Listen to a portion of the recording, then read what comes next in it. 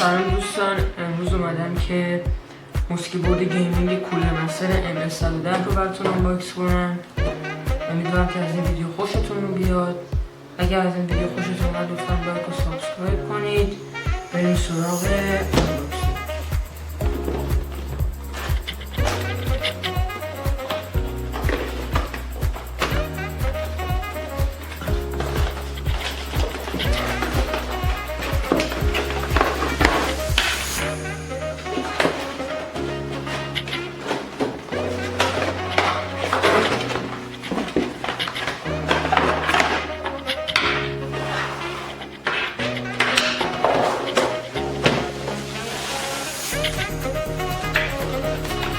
دفترچش هستش. بچه این سویچ های این کیبورد از نوع مکانومبرین هستن که هم مکانیکالن و هم ممبرین.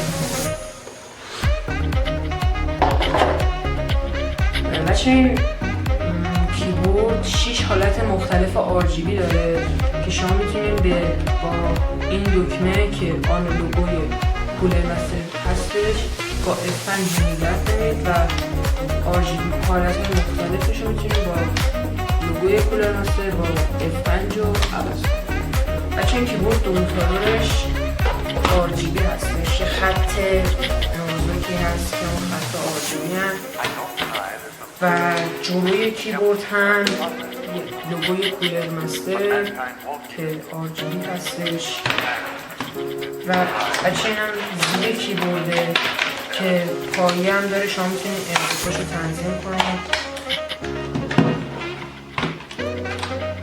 بچه بریم سراغ تست صداش توی گیم رو ببینیم RGBش چجوریه. بچه شما میتونید با لوگوی کولر مستر و F5 حالتهای RGBش رو عوض کنید. این مدلی که مثلا رو هر سویچ که کلیک کنید اطراف اون رنگی میشه و به سمت راست میره، مثلا اینجوری.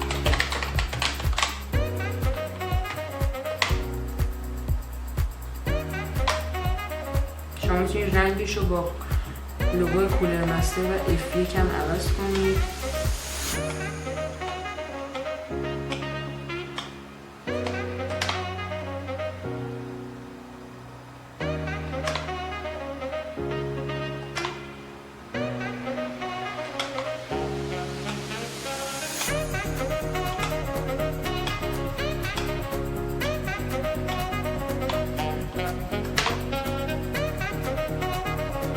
شما میتونید با همین لوگوی کولر مستر و این دو کلیپ سرعتش رو کم و زیاد کنید. مثلا با این میتونید سرعتش رو کم کنید که مثلا زودتر خاموش بشه، با این هم میتونید سرعتش رو زیاد کنید که دیرتر خاموش بشه.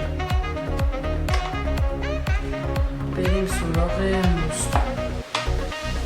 بچه‌ها شما با این کلیپی که اینجا میبینید میتونید موس رو رنگ‌هاش رو تغییر بدید.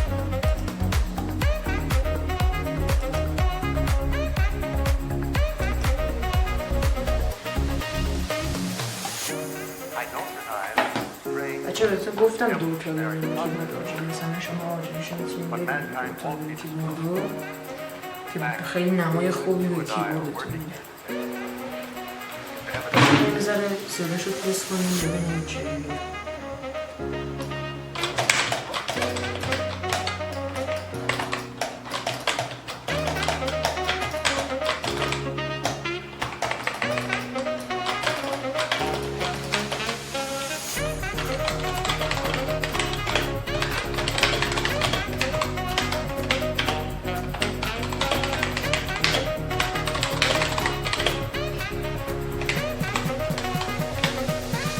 بچه امیدوارم از این ویدیو خوشتون اومده باشه. اگه از این ویدیو خوشتون اومد لطفا لایک و سابسکرایب کنید.